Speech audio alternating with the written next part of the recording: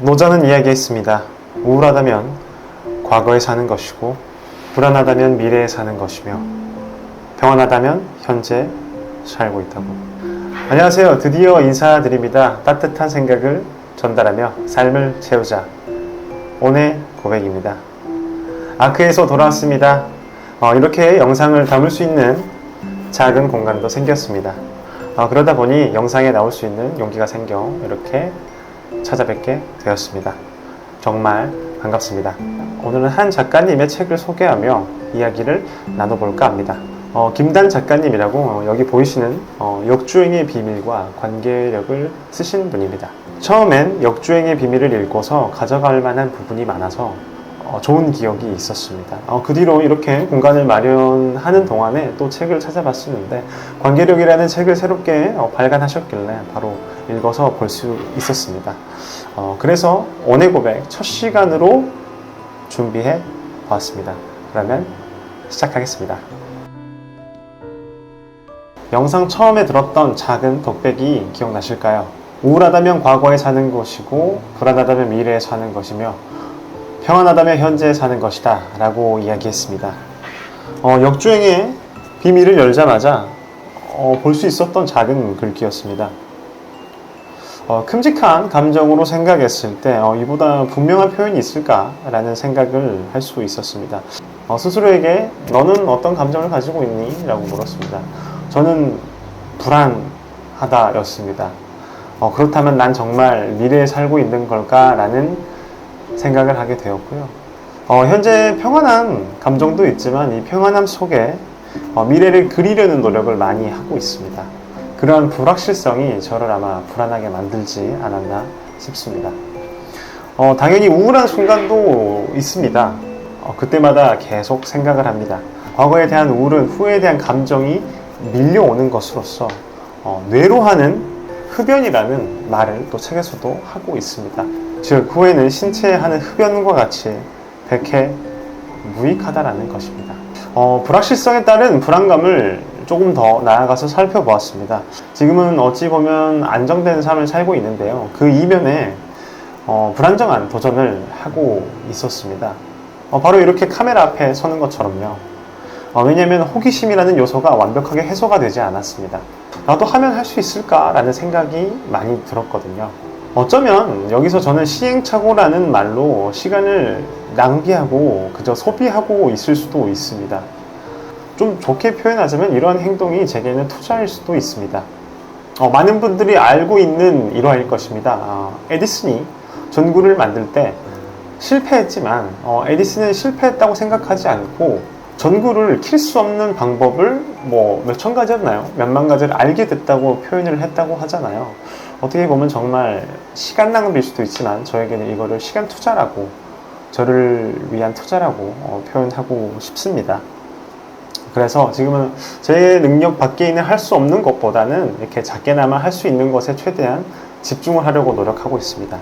당연히 제가 가지고 있는 것이 많지 않았기 때문에 더 많이 채워야 했고 그러한 공간이 많았기 때문에 밖으로 꺼낼 수 있는 것도 한정적이지 않았나 싶습니다. 그래서 스스로 인풋에 대한 노력을 부지런히 하고 있는 상태고요.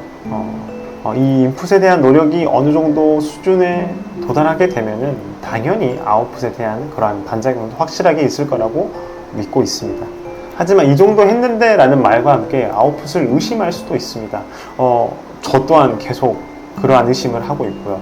그럴 때마다 내가 그 아웃풋을 위해서 인풋을 훨씬 더 많이 했나 라는 의심을 해야 되지 않을까라는 생각도 꾸준히 하고 있습니다. 그래서 이렇게 김다은 작가님의 책도 볼 수 있는 좋은 기회가 되었다고 생각합니다.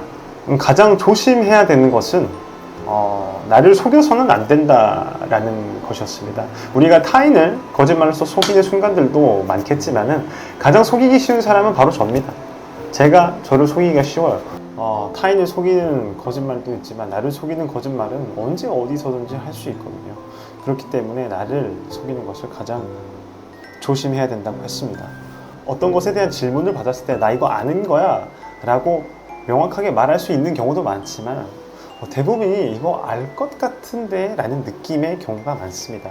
아는 것을 정확히 설명할 수 있다는 것은 누군가에게 가르침을 할 수 있다는 뜻이 될 수도 있습니다. 알 것 같은데 이것은 지식적으로 아는 것이 아닌 느낌으로 아는 것일 가능성이 정말 크다는 거죠. 이 느낌이 나를 속이는 것일 수 있다는 것입니다. 느낌적인 느낌, 이런 말 많이 쓰시는 분들 의외로 많잖아요. 근데 정말 좀 위험한 말이라고 생각해요. 왜냐면 굉장히 얼렁뚱땅 넘어가기 좋은 말이라고 생각하거든요. 그 이후에 생각의 피라미드를 한층 더 한번 쌓아보았습니다. 저 사람은 저렇게 금방 되는데 왜 나는 시간을 들이고 노력을 하지만 왜 안 되는 걸까? 왜 나는 금방 안 되지? 라고 말하는 사람들이 의외로 많습니다. 이 생각 또한 굉장히 위험하다고 생각합니다. 나를 스스로 갉아먹는 표현일 수도 있으니까요. 근데 뭐 충분히 열심히 했는지 안 했는지에 대해서는 본인은 알 거예요. 이것 또한 본인을 속이는 거니까요. 근데 그 타인이 정말 단시간에 뭘 이루어냈다는 것은 정말 대단한 일일 겁니다. 사람들은 대단한 일보다는 무슨 뭐 잘못된 방법을 사용했을 거야 라고 생각하시는 분들이 굉장히 많잖아요. 근데 우리는 실질적으로 그 사람이 우리가 보이지 않는 시간 동안 얼마나 큰 노력을 했고 큰 시간을 들이고 고민을 했었는지는 전혀 모릅니다. 그 사람들은 보통 거기에 대해서는 이야기를 잘 하지 않거든요. 왜냐면은 제가 한번 생각을 해봤습니다. 근데 그렇게 오랜 기간 동안 뭘 했다는 것은 우리에게 크게 자극적으로 다가오지 않는 요소들입니다. 자, 생각해보세요. 이목이 끌리는 어떤 자극적인 내용들은 만약에 뭐 1시간 만에 완전 정복, 이러한 기사를 봤습니다. 당연히 이목이 끌리겠죠. 하지만 눈을 또 돌려보니 30분 만에 정복이라는 것이 보일 수도 있고, 또 다시 한번 돌려보니 5분 만에 정복이라는 것이 보일 수도 있어요. 점점 더 그렇게 짧은 시간 동안에 된다는 것은 우리 사람들에게 정말로 자극적인 요소로 끌리게 됩니다. 그렇기 때문에 긴 시간은 우리에게 그렇게 자극적인 요소가 아니라는 것이죠. 사람들은 요행을 많이 바랍니다. 저도 요행을 바라고 있고요. 이 요행을 바라는 것은 어쩔 수 없는 인간의 본성일 수도 있겠지만 저는 차근차근 또 쌓아나간다면 그 기반이 탄탄하기 때문에 튼튼하게 성장해서 오랫동안 가지 않을까라는 작은 믿음 아래 이렇게 해보고 있습니다. 지금까지는 역주행의 비밀에 대해서 알아보았고요. 그 다음에는 관계력에 대해서 한번 알아보도록 하겠습니다. 역주행의 비밀 다음에 나온 책인데요. 전작인 역주행의 비밀에서는 뭔가 내 자신의 내면을 들여다보는 훨씬 그런 질문과 내용들이 많았다고 할 수 있었습니다.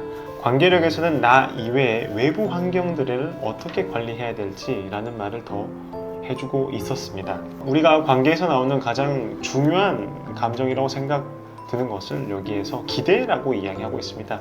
기대가 있다면 그것을 충족시켜 주겠지라는 마음이 들게 됩니다. 하지만 상대방이 그 마음을 충족해주지 못하면은 서운함이나 좋지 않은 감정이 들 거고 그걸 또 말로 하겠죠. 그렇다면 갈등을 빚게 됩니다. 하지만 기대에 어떤 사람이 충족을 시켜준다, 행복하고 너무나 고마워라는 감정이 들게 되겠죠.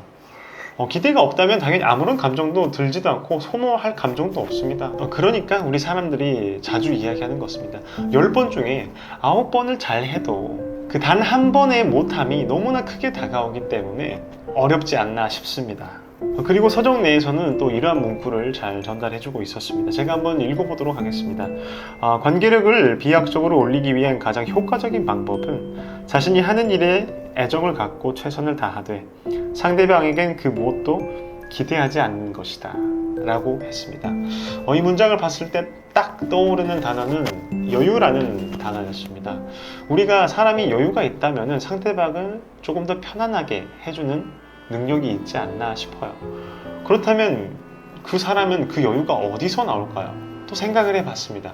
이 여유란 게 나오려면은 그 사람 자체가 평안하고 흔들리지 않아야 된다고 생각합니다. 내면이 강인하기 때문에 외부에 어떤 의견이 들어오든 흔들리지 않고 자신의 의견을 관철시킬 수 있다는 것이죠.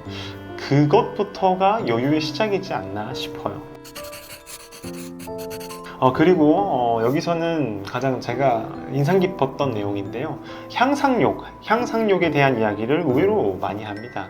향상욕은 즉 성장, 그리고 점차 나아지려고 하는 욕심을 표현하고 있는 단어입니다. 우리는 당연히 우월한 것에 끌리게 됩니다. 좋지 않은 것에는 끌리지가 않아요. 단편적으로 이야기해 보겠습니다. 우리는 부자가 되기를 갈망을 하지 거지가 되기를 절대 갈망하지 않습니다. 낮은 곳보다는 위를 더 보려고 하는 것처럼요. 기대라는 감정과 상당히 유사하다라는 것을 느낄 수 있었습니다. 왜냐하면은 이런 기대의 유무와 향상력의 유무가 갈등을 유발하기에 정말 쉬운 감정이기 때문이었는데요.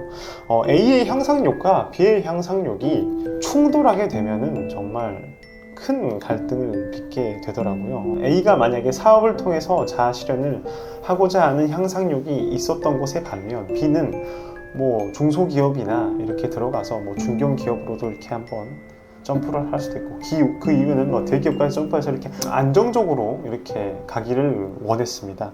그렇다면 어쨌든 서로가 생각하는 방향이 다르기 때문에 충돌을 하게 되겠죠. 아니야, 안정적인 게 좋아. 아니야, 나는 내가 하고 싶은 것을 하면서 위험성이 있어도 그 위험성을 이겨내면서 나아가고 싶어 라며 계속적으로 충돌을 하겠죠.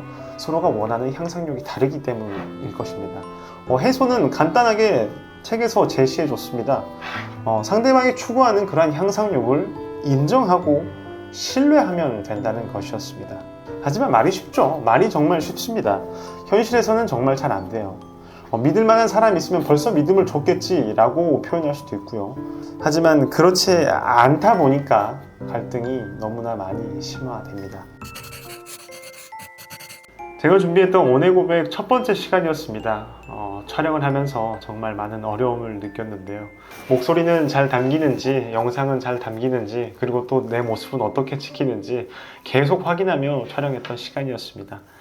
어떻게 하면 흥미롭게 전달할 수 있을까? 그 안에서 차분하게, 그리고 조금 더 호소력 있게 전달할 수 있을까 고민하며 구성을 해보았습니다. 짧은 시간이었지만 유익했으면 저는 더할 나위 없겠습니다. 좋으면 좋다고, 싫으면 싫다고 다양하게 표현해 주셨으면 좋겠습니다. 왜냐하면 제 향상력을 위해서요. 좋다면 그 좋은 것을 더 좋게 만들 것이고요. 좋지 않은 부분이 있다면 왜 그럴까 생각하며 개선해 나갈 수 있도록 해보겠습니다. 매번 목소리로 담다가 이렇게 제가 직접 나와서 이렇게 전하려고 하니 참으로 어렵습니다. 그렇지만 점점 더 나아지는 모습으로, 그리고 좀 더 좋은 영상, 좋은 컨텐츠로 따뜻한 말로 찾아올 수 있도록 하겠습니다. 첫 번째 오늘 고백 들어주셔서 감사합니다. 오늘은 여기까지고 다음에 또 인사드리겠습니다. 따뜻한 목소리로 찾아오겠습니다. 오늘 고백이었습니다. 감사합니다.